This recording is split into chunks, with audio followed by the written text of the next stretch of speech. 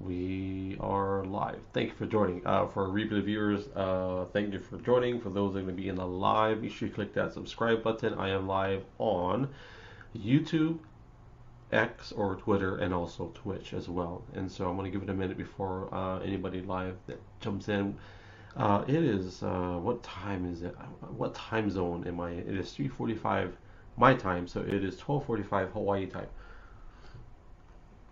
For those of you that don't know me, this is your first time catching me. Born and raised Hawaiian, Chinese, Filipino from Hawaii, and I broadcast and I share on social media everything that is about me and my family, and also everything that is either native Hawaiian or things that are surrounding Hawaiian lifestyle, which includes traveling to different areas where I find Hawaiians and Hawaiian culture. And not just Hawaiian, but local stuff from Hawaii as well. So, but today we're going to talk about Maui, as in my title. And I'm not sure if I'll have a guest, but we talked a little bit. So if Judy from Maui/Lanai is able to join, I tagged her in the title. We are going to talk a little bit if she jumps in. I've got a whole bunch of little short videos to share with you guys. We're not going to do conspiracy theories, but there will be some conspiracies intermixed into our discussions about Maui fires, infrastructure, all those things, and then we'll talk about it. And we'll be right back. If that sounds like something that you want to be a part of, let me put my short video, we'll do an intro video, and we'll be back in roughly about 30 seconds.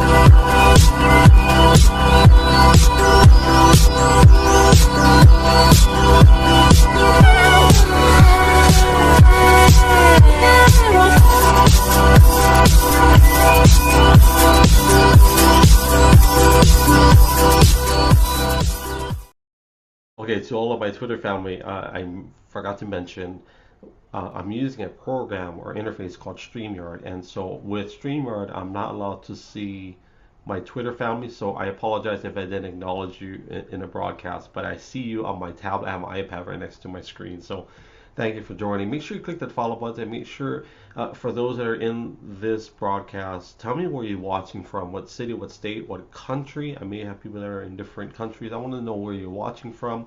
I can see your comments in the Twitter stream. It just won't pop up on my screen on my interface. But we're going to talk a little bit about Maui for a second. But before we get into talking, and I want to share something. I'm going to share this video probably 2 or 3 times throughout the broadcast, but I want you to watch something in regards to culture and native Hawaiian culture. And it involves an interview between Keli'i Raichel, who is a native Hawaiian, born and raised in Hawaii. He lives on Maui, or I'm thinking he lives in Maui still. Very successful. He won a Grammy. He's very well known. Man, he's been a champion for native Hawaiian music, culture, all that stuff. But I want to share this video and you guys watch it, and then we're going to move forward with that. So let's play his video real quick. Yeah, the demographic is changing. And the demographic changed probably for Maui earlier than other islands. Yeah, and actually it's still different, very different. Is it a good thing? Is it a bad thing? Can you work with this? Well, we have no choice. Yeah, that's the thing. It's difficult because you see things changing right before your eyes, and very, very quickly on Maui. If you look at Oahu as a whole, you still have these old neighborhoods that have mom and pop stores. There's lots of them on this island, and that is almost all gone on Maui, you know, because it's a different kind of movement. It's a different kind of lack of better word, maybe progress. I'm not sure. It's difficult to see and difficult to be around sometimes, but you have no choice. You have to work with it and stand your ground. Well, what does it mean to stand your ground? Stand your ground meaning, you know, that this is how we do things here. This is our mindset. You know, I wouldn't presume to go anywhere else in the world and change how that community thinks. Yeah, because that's not my job. Yeah, my job is to meld into the community, and there are, and I'm sure it happens all over the world, and there are people that just can't meld. They just want to make it how they want to make it, and that happens kind of often on Maui. It's just different. Yeah. So that was an old interview. You can tell by the hair with Leslie Wilcox, who is a newscaster. I'm not sure if she's still in media, but it kind of gave a glimpse into Maui is a lot different than other islands. And I got to be careful how I phrase this, but Maui, in my opinion and in my experience, has always been that island that was the least representative of Hawaii, other than Oahu. But well, I put Oahu and Maui in the same category. So it's funny because a lot of tourists that go to Hawaii, or visitors, even people that kind of live in Hawaii months out of the year, they consider Maui to be the island to go to. And what they don't realize from local perspective, at least my local perspective, is that Maui is the same thing as Oahu. It's just not Oahu on a grand scale. So people that try to run away from Oahu and all the tourist trap that it is, they're getting the same thing in Maui. It's just that it's in smaller doses. And so the culture in Maui has definitely changed a lot. And that's what Kelly Rachel just talked about. And so when we talk about Maui, and we'll talk about the fires in just a second, but when we talk about the culture of the people, it's definitely changed. So as sad and tragic as it is, and even a lot of the native Hawaiians who have generational residence in Maui, in Lahaina to be specific, we're going to dig a little bit deeper into what this discussion has been about infrastructure, what happened with the fires. And so for anybody that may not know what happened, which I'm guessing everybody knows, just in case you don't, there was a fire last month in the island of Maui in Lahaina. And it wasn't just a wildfire. And conspiracy theories aside, what we do know for sure is that there was a fire, a series of fires, and we do know that there was intense winds. So those things you cannot deny. So I have a lot of friends who are, I love a good conspiracy, trust me, but the undisputable factors in what we know is that there were 50 to 80 mile an hour winds prior to the fires, and we do know that there were fires. However they started, however the damage played out, that's all up for discussion and debate. That's why we're having this debate, or not debate, discussion. So I want to play a video for those of you that maybe don't know, and I don't have a lot of videos, but I'm going to share one video. It shows people that escaped the fire in the town, and the only place they could go was literally in the ocean. So I'm going to share this video real quick.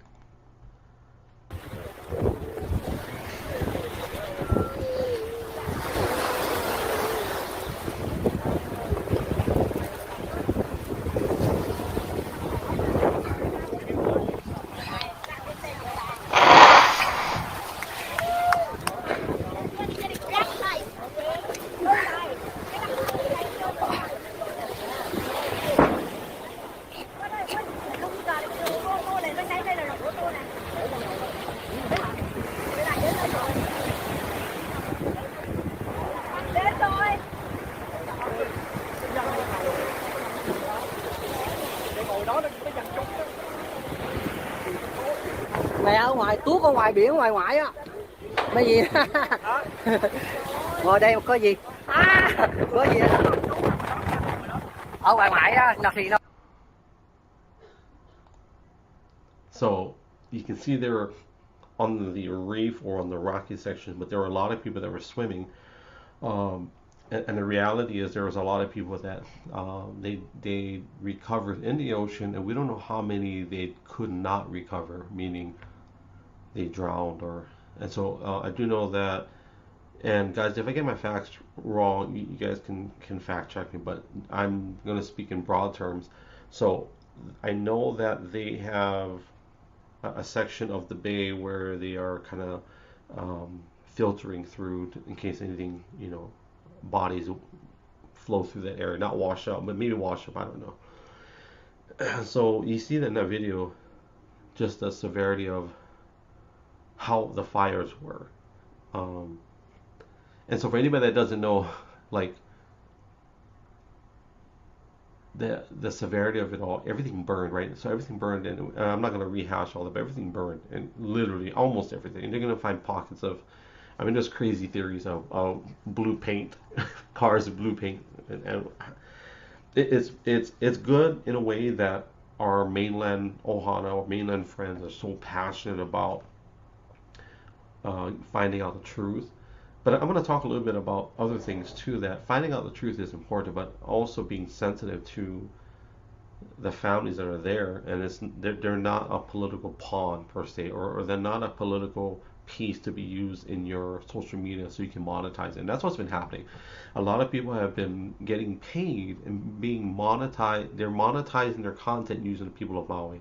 And however they translate that finances into their livelihood, that's up to them. But for me, it's kind of like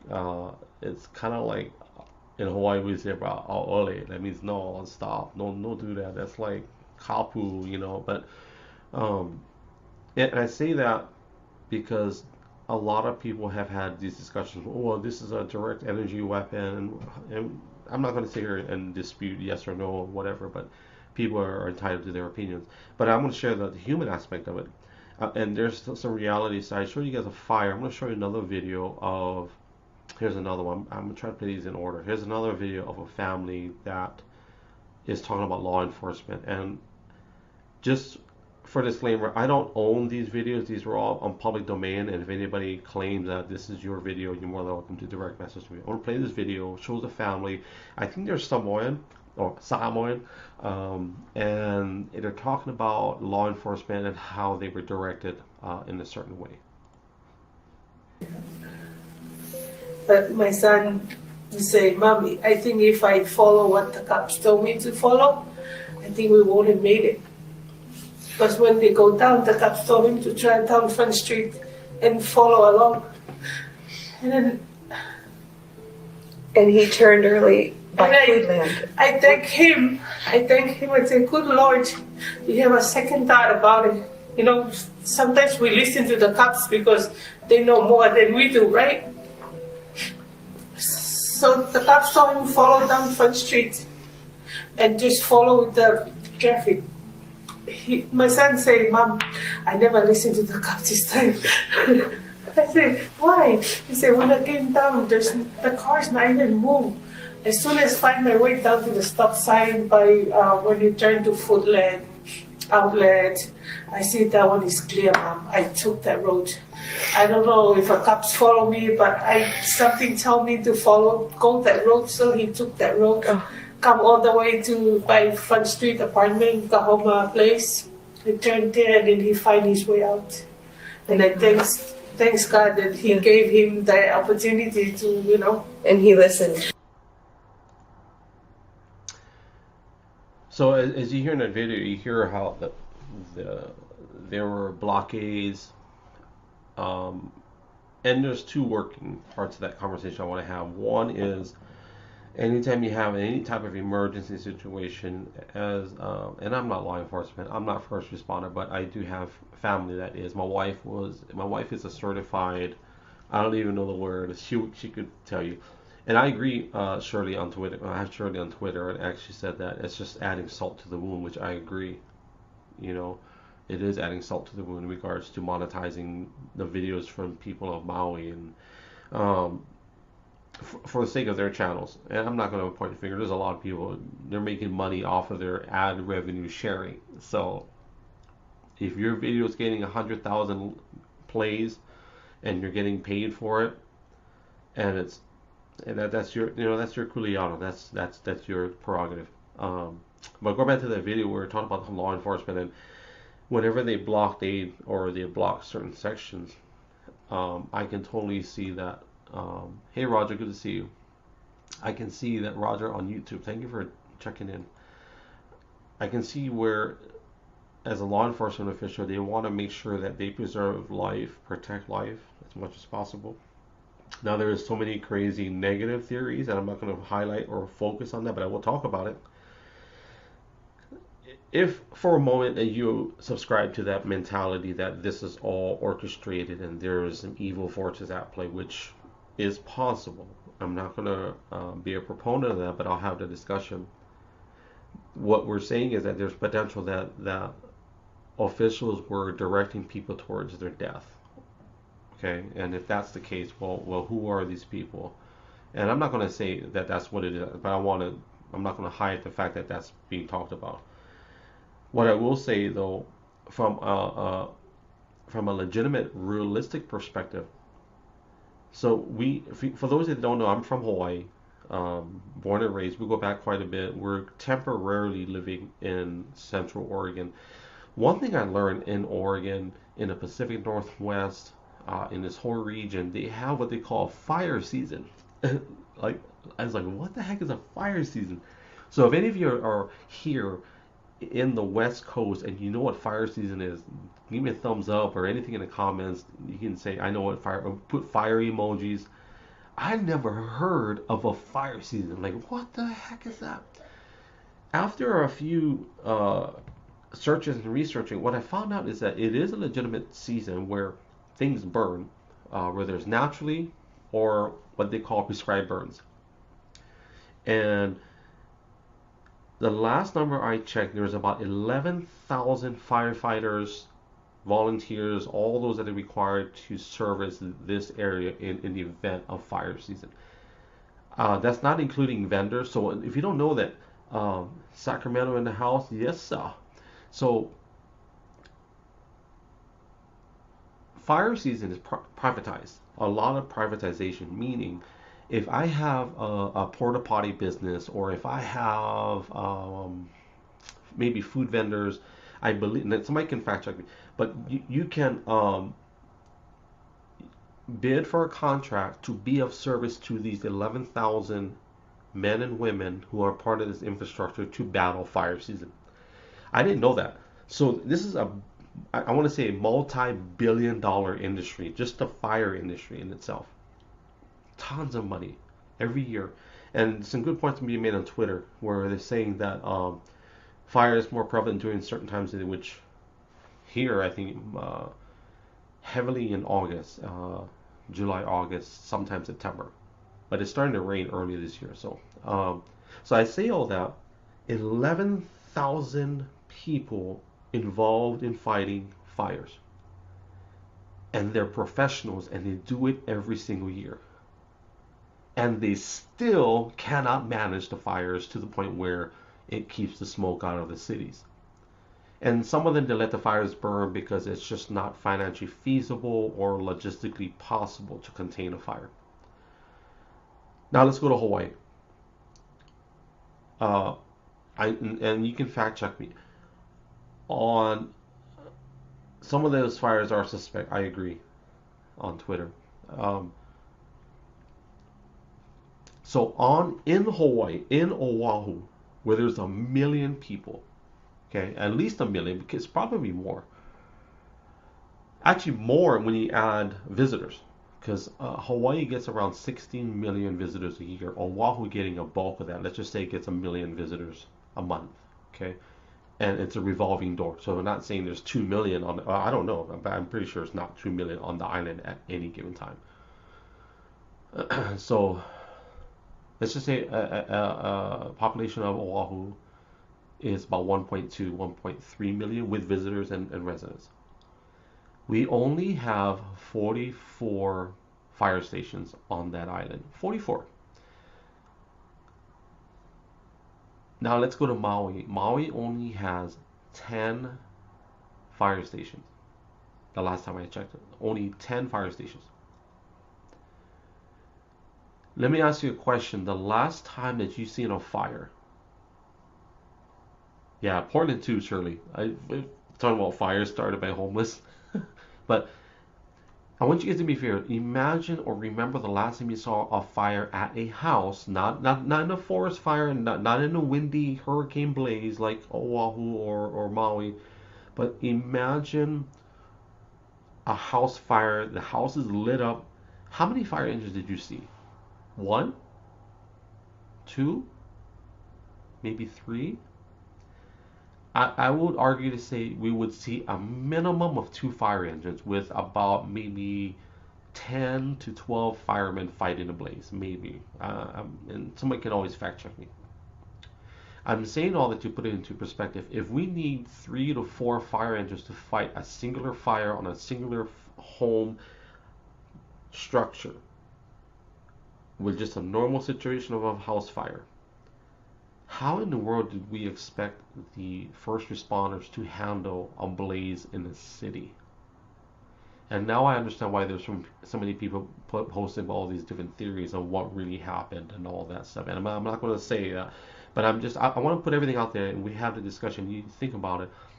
And at the core of everything we're talking about today, I want to make sure that we have a, not just positive, but for me, everything for me is about, for those that don't know, I'm a pastor. My wife and I are pastors of a church in Hawaii, but we also are leaders of a prayer network here in the mainland. But everything leads back to how can we be of service to one another?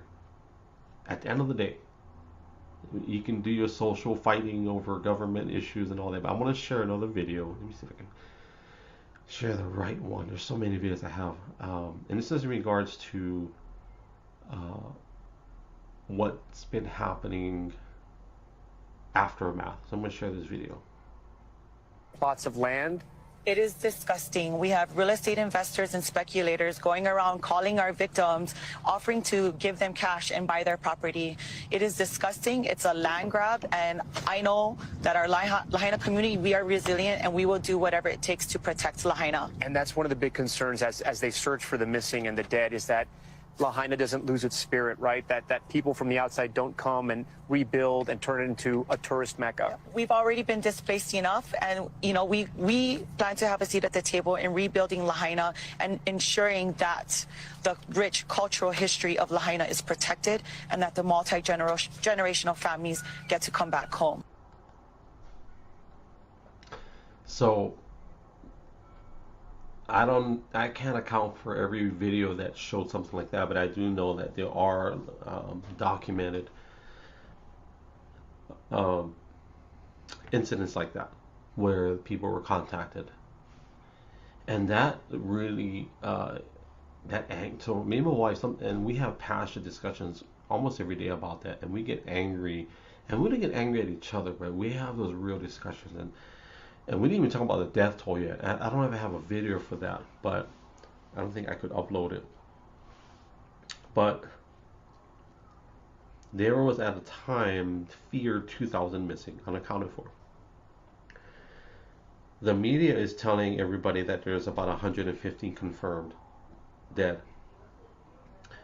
There was a report that came out, and I should have uploaded the video, but I'll share it on my social media, where there's 400 that they recovered but are not listing among the confirmed. So whether that is irrefutable or I don't know, but I do know that I trust my wife and she says that she read it, she saw it, and there's so many angles to this as to why information is not being put forward. And the scary thing about as a government, if they're not 100% forthcoming, why not? There's so many reasons why we can conjure up why they're not telling us everything. From my perspective, initially was, I don't know if I was a government official, if I would be prepared to deal with the public outcry of potential even riots happening. I mean, just imagine if let's pretend for a second, one family member finds out that his entire family was killed in a fire. How many of you think that he or she, or let's do he, would be 100% rational? I don't know. That's a tough question. That's a tough thing to think about. Now multiply that times 100, 200, 300. Imagine having 500 people in a place that is so desperate. Shirley said on Twitter that I heard that all real estate land sales in Lahaina has been halted. I hope so. I hope that's true. Here's a real honest question. If you have a property in Lahaina and you are in that situation where everything is gone, you have your family, you're living, but all of your friends and families and neighbors, your kids, friends from school are deceased. The honest question is, would you continue to live in that property where your house is that's been there for generations upon generations? Let's say my great grandfather gave us the land. Would you continue to live there knowing that you're sitting in a graveyard of about 1,000 to 2,000 people? That's the reality. I don't care what the media is saying. That place is a graveyard. And here's the discussion. This has to be talked about because nobody's really, maybe they have. But the truth is, when a body burns, maybe not everything disappears, but there's been a lot of reports of there's nothing to recover. And if everything is burned to ash, what is the guarantee of those remains or ashes staying in place? I mean, as gross as that sounds, you may be at your house on like Palama Street, but in your property there are ashes from corpses that are from 1 block down the road because the wind blew it. That's the reality, right? So that's the thing that I'm thinking about. Look, okay, so from a pastor's perspective, for me personally, man, we would bless the land. We would say, Lord, would you bless this land? Because if we're going to be living here, you know what I mean?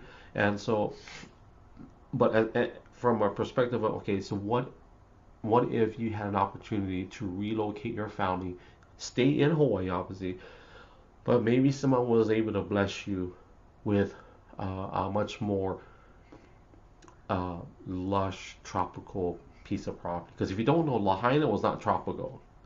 I don't know if you guys know that or not, but Lahaina was not tropical in comparison to other places. It was very dry, and our friends from Maui, Kalani Pea, shared a post on social media talking about how Lahaina. Let me see if I still have. I may have that graphic. I may have. Let me see if I have it. If I have, I want to share with you. I may have deleted it since, but it talked about how Lahaina was the landscape was turned into what it is. I give you an example for those that may not be able to understand. Too many coincidences. I agree. When wealthy corporations or businesses or investors look at Hawaii and they're like, man, I can see a tourist destination like right here. Perfect example is Waikiki. So Waikiki, a lot of you guys have been to Waikiki, you've heard of Waikiki. Waikiki is not how it was originally. That's not the original topography. Waikiki, like Kailua, where we lived for 25 years, was what we call wetlands or marshlands. They developed that land to where it could sustain construction and buildings and homes and high rises. So they diverted the naturally flowing waters that would go to the ocean, and they channeled it, and they created these structures, tourist destinations in the middle of all of that. Lahaina is no different. The other report too also is that Lahaina's water was diverted to certain parts of Maui where hotels could enjoy abundance of water. And so I say all that to, we're talking about, excuse me, how's a loud cough? The potential to move to another location if you had that opportunity. And would you? You know, and so I want to share this other, I have tons of videos. I honestly can't tell you I watched the entire video, but I want to watch it with you. And this is in regards to someone talking about the conflict of Hawaiian culture and what's going on. I want to share this video and we'll talk about it. Lahaina water resources is still controlled largely by private land companies and purveyors. 75% of the water resource in Lahaina is controlled by private entities.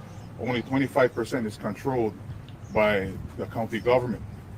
So the narrative that West Maui Land Company, Peter Martin and Glenn Trumbull putting out there, that if they had access to the streams, that they would be able to use that to suppress the fires, is false. None of these streams are connected to any county facility or fire hydrants. We feel that West Maui Land Company, Peter Martin, is taking this opportunity during hardship and suffering to take advantage of getting their agenda moving along at the expense of the people in Lahaina. My advice is to ask Governor Josh Green and Mayor Beeson to listen to the people of Lahaina, give us a chance to help design and rebuild, and stop spreading that dangerous narrative about the water issue and the hydrants running out of water, and putting it solely on what they say was the activists who helped to restore these streams. Give us the opportunity to help rebuild this town. Don't take it upon yourself. And I think in the long run, you're going to see a Lahaina that is way better off than it was in the past. Thank you. Bro, that is one polite Hawaiian, I will tell you that. Saying thank you. You know? So if you caught that discussion, talked about how there's a narrative saying that because of the water stream activists that didn't have proper access to water, well, that's reportedly false, right? But it does put into perspective on why Lahaina was so dry. Because a lot of my mainland friends are like, well, how did all this happen? Like, why? Well, one of the initial reasons what I see is that Lahaina is dry. And if you didn't already know this, but like when you add 50 to 80 mile an hour winds, things are going to burn much quicker. I'm sorry, I think not even 1,000 firefighters could have stopped that fire. It's the same reason here in the mainland where when they have fire season, they just let fires go. It's like, what's the point? We'll just let it burn, and because it's out in the forest, it's not worth risking life for that, right? That's the mentality of firefighters that are managing fire. They're managing fires here during fire season in the Pacific Northwest, whereas in Maui, when that fire happened, there's no amount of firefighters. So what we don't talk about enough is that people that don't understand how this happened, just from a fire perspective, is that when you have a normal fire that is huge here in the mainland, you have air support. You've got airplanes, you've got helicopters dipping their buckets into reservoirs, taking the water and dumping it. You've got airplanes just flying over and dropping, flame retardant material. Bro, they couldn't even do that in Maui just because of the winds. So, but going back to that guy's video, he talked about changing the narrative. And he mentioned a few corporation names and some business names and stuff. But it kind of puts into perspective on now there is and someone can, if you don't agree, whatever, that's cool. You agree, disagree, but there is now a vacuum being created as to how should we build back Maui or Lahaina. I'm going to share a video of President Biden at a press conference. That's true. So Shirley said that you also have nearby states to provide added support to fight them in regards to fires. We're an island, right? So, or a series of islands. But watch this video of Biden talking about building Lahaina. Was before, only better. To that end, when I was on the island last week, I appointed Bob Fenton, one of the nation's leading emergency managers, and I mean that's not hyperbole, who's been on the ground in Hawaii since before the fires erupted as our chief federal response coordinator to lead our long-term recovery on Maui. I've charged him with making sure the community has everything the federal government can offer to heal. I want to pause that for a second. Let's check this out. I want to go back. So I don't know if this is old age talking, or I don't know what this is. So someone tell me. On Maui. I've charged him with making sure the community has everything since before the fires erupted. In Hawaii since before the fires erupted as our chief federal response coordinator to lead our long-term recovery on Maui. So I'm sure there's a play on words, and I don't want to take it out of context, but what was said was he was there long before the fires erupted, and then he tagged. So I don't know if there's just a mistake in the way he's talking, but he said that to manage and to build. And that's where I see a lot of the conspiracy discussion about this was a plan all along. So let's continue. I've charged him with making sure the community has everything the federal government can offer to heal and build back better as fast as possible. You know, he'll be giving me a report virtually on Maui when I walk out of this room and go to the cabinet room of our meeting in just a few minutes. So I want to make it clear that we're not going to take anything out of context. So if anybody wants to watch the full video, you can go into whatever media outlets. There's a full press conference. But it does show position federally. What they're prepared to do is to come in and offer resources. The questions that I would ask as a resident is, okay, if I accept resources, is there fine print, right? Nate, for those of you that don't know Hawaiian history, a lot of people will say, oh, Hawaii is one of the 50 states, so they're part of the United States, so they should be happy to accept, federal aid, which is federally true, which is historically true if you are from the 49 other states. Hawaii was not a state that agreed to become part of the Union. So if you don't know that history, there is plenty of documented history where the United States was assimilated illegally by the United States at whatever year.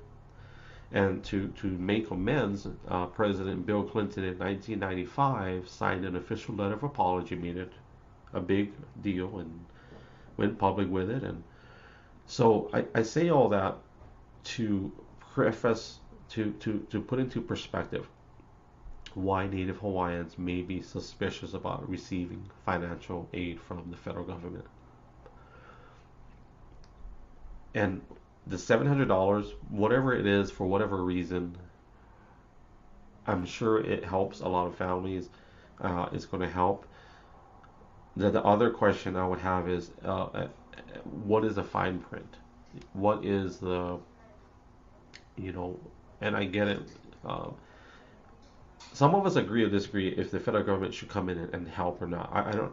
For me, I do know that our people, bro, if you look at all the videos, our people took care of each other much faster than any federal agency could have done it.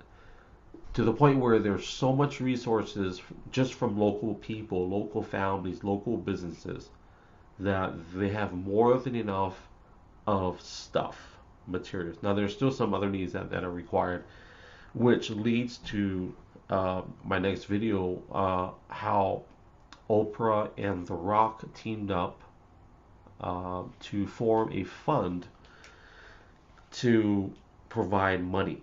And one of the videos they posted was that of all the things we need, at the end of the day, what people need is money. So they offered, I think, $1,700 a month. I think it's $1,700 for an undisclosed amount of time until money runs out.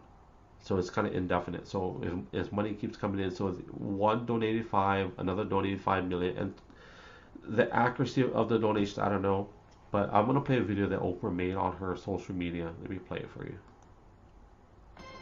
As promised, I said I was going to figure out the infrastructure. We were working on the infrastructure. I didn't figure it out. There's a whole team of us working on the infrastructure for this idea of giving money directly to the people of Maui who need it.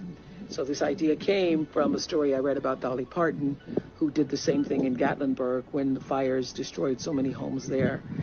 And she called it My People's Fund.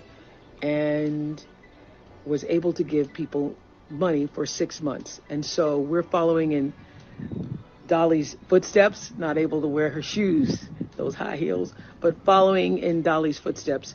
And when I heard this idea, I shared it with The Rock, Dwayne Johnson, because he and I had been talking about what can we do? And he said, great idea.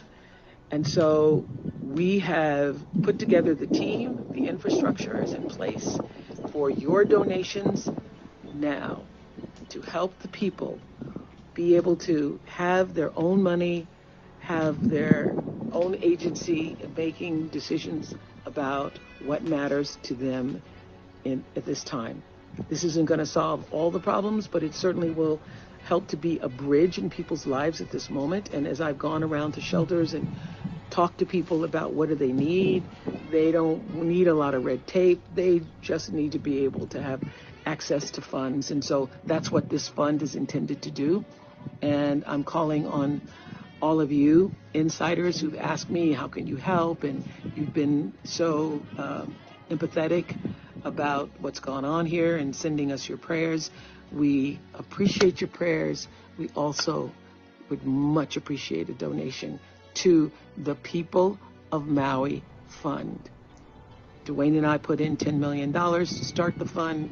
We want to continue for as long as we can, certainly as long as 6 months, giving each family $1,200, not just each family, but each individual who is over 18 who has been distressed by this event, $1,200 a month, for as long as we can. We hope to make it to 6 months and even more. So that's going to depend on your donations and your support. So I look forward to you clicking below and helping us out for the People of Maui Fund. Thank you.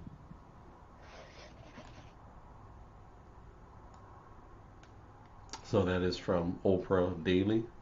There was a little tag, and I want to make sure I mention it because there was music in the background. I'm sure he did it, but there was a Twitter user named Dom Lucre. I think that's his name. So, in case anybody gets mad, dude, that's my video. So like I said, I don't own any of these videos. I'm just reposting or resharing. So what do you guys think? What do you think about Oprah? First of all, starting a fund, and also, what do you think about The Rock teaming up with Oprah? There's so many questions, right? There's so many videos circulating. Oh, she has more than enough money, which she does. I mean, but I don't know. I don't know how much money they actually have. We don't. The thing is, and I'm not gonna. We don't know how much money somebody actually has, right? In terms of cash. There's very few wealthy people that are willing to disclose how much actual money they have. A lot of people's net worth is not in actual money. I don't know if anybody realizes that. So I'm not saying Oprah doesn't have more. I'm pretty sure she's got way more than enough money. But what we don't talk about is that someone's net worth. When we say they're worth $2 billion, well, the truth is they don't have $2 billion cash in their bank account. One, for tax reasons. Number one, they don't want to get taxed on it, because if you have that much money and you receive all this money, you're gonna get taxed crazy. The federal government. Imagine, yeah. So when we talk about the wealthy aren't paying their share of tax, well, that's because they don't have it in their cash bank accounts. They have it in investments. They have it in real estate. They have it in things that are not able to be taxed because it's not income coming in. It may be value, but it's not actual income. I have a few friends that are extremely wealthy that on paper they're wealthy, but if you look at their bank account, it's not matched to their net worth. So they don't necessarily have a high salary, but they don't need money. But so I see all that because there's videos saying, "Oh, Oprah could just pay." Well, yeah, she probably could. But there's another part to that is there's something beautiful about other people helping other people. One of the videos so was like a girl posting a video saying, I'm paycheck to paycheck. Well, I agree. There's a lot of people paycheck to paycheck. But the same people that complain about not having enough money are the same people waiting in line at Starbucks to pay $6 for a coffee. the people that are complaining about not having enough money are the same people that every month they're paying $40 to $50 on Netflix and those things. I'd recommend giving to local charities with little or no overhead. I agree, Pamela. Pamela said that on Twitter, where local charities with little to no overhead. Another good way is finding people on the ground, people that live there. Judy Judy Riley, who was supposed to be out here, kind of, sort of, she wasn't able to get back to me. She's one of those people that are on the ground. She's actually got she's actually serving people in Maui. I'm hoping she can jump in before we end. But she has been out of her own free time and going out and helping people in Maui. So if you can find someone like that who is actually there, or even give families money directly, that's even better. Now, if you want a tax deduction for it, then obviously you want to go to a charity. But if you just want to bless somebody, then find somebody locally. And I'll post up on my social media ones that I find. I'll share on Judy's. Matter of fact, for my Twitter users, I tagged Judy Tiki Tales in the title. So make sure you follow her. If you're not subscribed to her, make sure I subscribed to her channel today. So, but yeah, so that's Oprah coming up with this money with The Rock, and I don't know how I feel about that, because it's like, it's good in one way, and I gotta be careful where I go from here, the next step. Let's talk about the children, and then we'll end it on that. Where are the children? So for those that don't know, there are 2,000 children that are not registered for school this coming school year in Lahaina. So here's the question. Where are the children? Where are they? Are they in different counties? Are they in different states? Are the parents like, you know what, I don't have time to put them in school because I don't have clothes for them, so why put them in school? I gave to a friend there to go out and buy it. That's awesome, Shirley. So here's the reality. 150 confirmed dead. My opinion and perspective, there's around 800 minimum that are not being publicly and vocally disclosed as to deceased in the fire, which includes children. So one of the discussions that we had was, okay, so that day the kids were sent home because there's no school because of the weather, because of the wind. And well, I struggled with that because I told my wife, I said, okay, wait, so you mean to tell me that there were thousands of kids sent home, and the parents weren't home with them. So the parents were working in the middle of the storm. So that's another discussion. So Shirley said, no, Pamela said, could parents of those kids distrust government so much that they won't that's a possibility, Pamela. But outside of the distrust, let's be logistically minded for a second. If you don't have a house, if you don't have clothes, if you don't have money, if you don't have all of those things, why would you re-enroll your kids anyway? They don't even have internet in a lot of those places. They don't even have running water or electricity. Why would you enroll your kids? All right, now let's be realistic. If I have, me and my wife have nothing, but we have our kids. My sole purpose is hanging on to my wife and my kids, and I'm going to protect them at all costs. I am not going to deliver them to anything. I'm going to hang on to them until we figure this out. That's the truth. So why would I re-enroll them? That's one.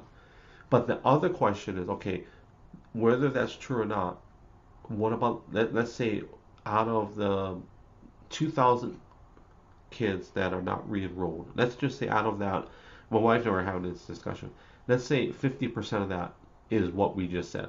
They don't trust the government, maybe the parents don't have the resources to put them in school.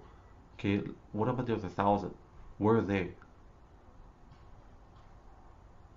And why are we not talking about it?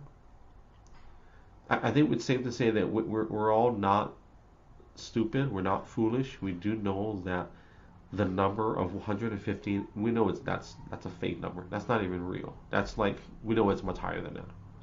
So it leads to the question of why are they not talking about it? Why are we not talking about it? And it leads our people, the people of Hawaii, to a very dark place, to a place of just, it's crazy.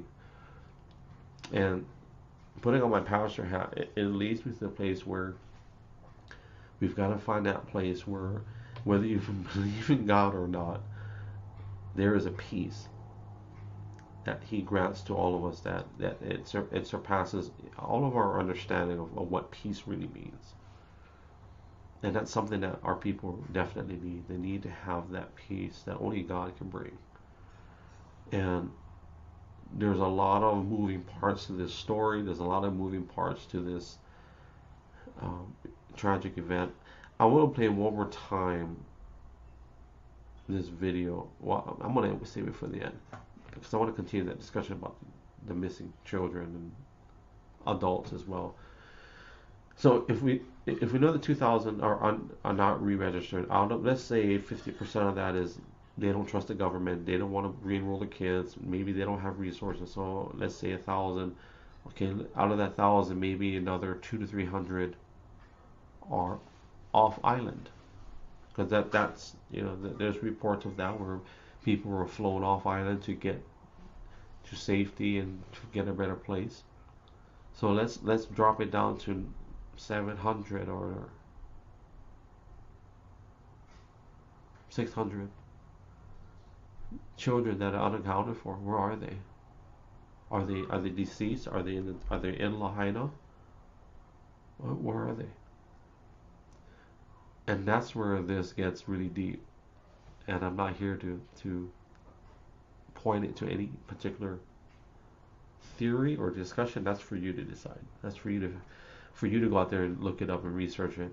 I promise you this, it's going to be hard to find information what I just talked about, because there's a lot of it that has been removed. There's a lot of it that has been shuffled to quote unquote less desirable media outlets where they're frowned upon.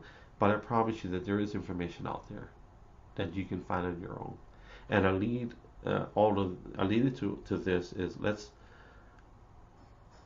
let's keep our people in prayer, the people of Maui, whether they're native Hawaiian or just residents. Let's pray for Maui, let's pray for Hawaii, keep them in our prayers, because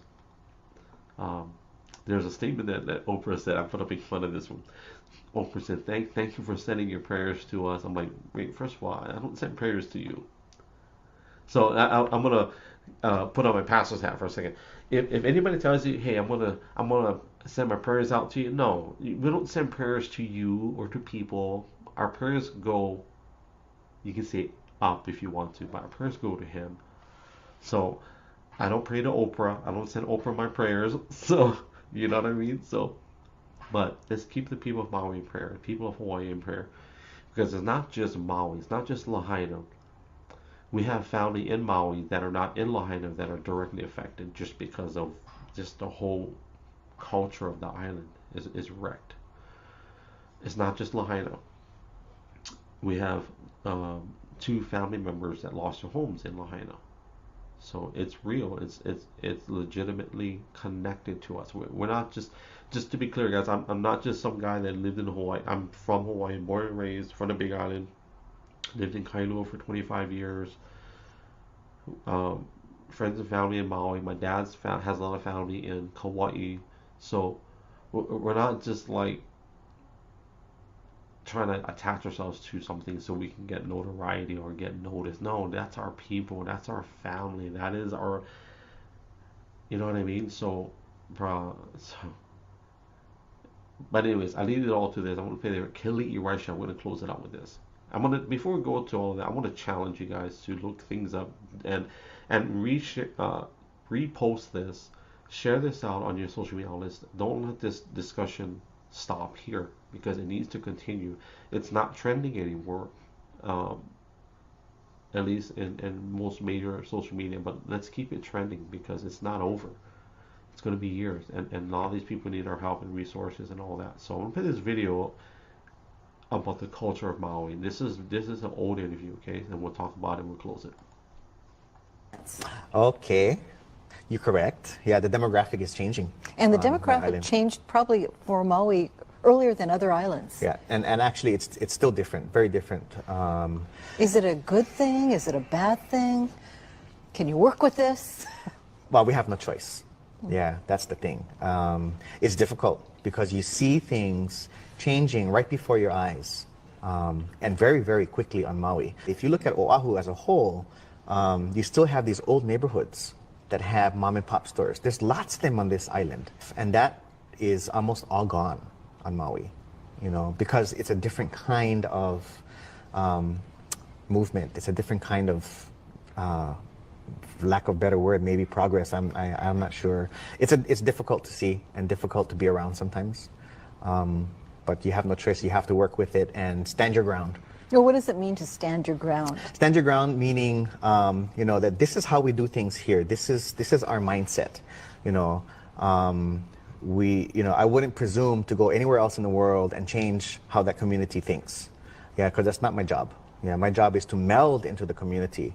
And there are, you know, and I'm sure it happens all over the world, and there are people that just can't meld. They just want to make it how they want to make it. And that happens kind of often on Maui. It's just different, yeah. So let's make sure we support Maui and not make it like someone else's place. And I think when we pray for Maui, pray for the people,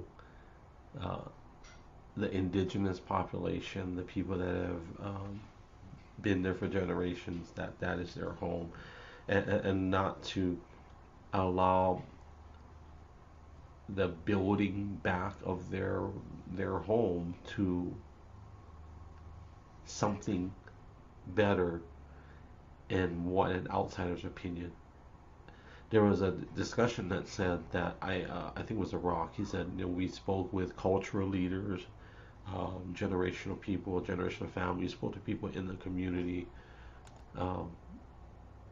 Hey, what's up, Brother Rob? Brother Rob is on YouTube. What the heck? Yes, sir. I'm gonna keep his comment up there. So it's important to, when we talk about supporting and building Maui and being a part of that building, is that it's to restore, to heal, and not to build a projected version of what you think it should be for the future that's progressive outside of what Lahaina is or should be. Some fancy words I'm using. I don't want Maui to be a 15-minute city. I don't want it to be a proving ground for the state of Hawaii that we can build this back and make it a better city. No, I don't think that should be the... So if you don't know what a 15-minute city is, there's conspiracies tied to it, but there's also legitimacy to, because there are real 15-minute cities. 15-minute cities. Some of you may live in one. And what that basically means is to build a city that where the residents can live and stay within a communal part of the city, and within 15 minutes they have everything they need, from DMV to groceries to Starbucks to all that stuff. And it's all connected in this infrastructure with I'm going to be very dinosaur talking, but like basically it's all interconnected in a web of technology. And 5G cities, whatever you want to call them. So I don't think that's the direction how they should make Maui. If I was an evil person with an evil agenda, with a corporate money-making, controlling agenda, I would be salivating at Lahaina and how it's a ground zero platform to work with. If I were an evil, agenda-based, corporate, power-hungry corporate entity that wants to control a city and use it as a testing ground. I will be salivating at Maui or Lahaina. And I will definitely be reaching out to all of my government officials that are on the ground and telling them, hey, this is what I can do for you. We can rebuild this. We can build this back better. And I'm getting political. We can build it back better. But this is how we're going to do it. If I was that person. So I'll leave you with that pill. That's a pill to swallow and think, wait a minute. I don't know. So I'm going to read one last comment. Shirley said Maui was unique to its history and should not be built to look like another tourist trap. My wish. I totally agree. And I hope and pray that that's what happens. Because that's our family, that's our people. Yeah, I'm going to end it on that. So thank you for watching. Thank you to my YouTube. I see some people on YouTube. I'm on live and you. Thank you. Twitch. I don't know if that's a Twitch bot or if that's a real person because they're spamming my comments. So, and then to my Twitter family, thank you. Love you guys. You guys are awesome. And I'm going to play my outro video. Thank you for being here. I'm going to do, what video should I close out? I'm going to close out with the Kali'i Waishau and then we'll end it. So guys, thank you for being here. As I always say, thank you for your time. I can say hearts. Thank you for your time. Thank you for your hearts. Thank you for your data. Thank you for sharing this. Make sure you subscribe to my channels if you can subscribe to them. Man, I appreciate you guys. Hope you guys have a blessed. What is today? Today is Tuesday. Today is Tuesday, and we'll see you guys soon. Love you guys. Okay. You're correct. Yeah, the demographic is changing. And the demographic changed probably for Maui earlier than other islands. Yeah, and actually it's still different, very different. Is it a good thing? Is it a bad thing? Can you work with this? Well, we have no choice. Yeah, that's the thing. It's difficult because you see things changing right before your eyes, and very, very quickly on Maui. If you look at Oahu as a whole, you still have these old neighborhoods that have mom and pop stores. There's lots of them on this island, and that is almost all gone on Maui, you know, because it's a different kind of movement. It's a different kind of, lack of better word, maybe progress. I'm not sure. It's difficult to see and difficult to be around sometimes, but you have no choice. You have to work with it and stand your ground. Well, what does it mean to stand your ground? Stand your ground meaning, you know, that this is how we do things here. This is our mindset. You know, I wouldn't presume to go anywhere else in the world and change how that community thinks. Yeah, because that's not my job.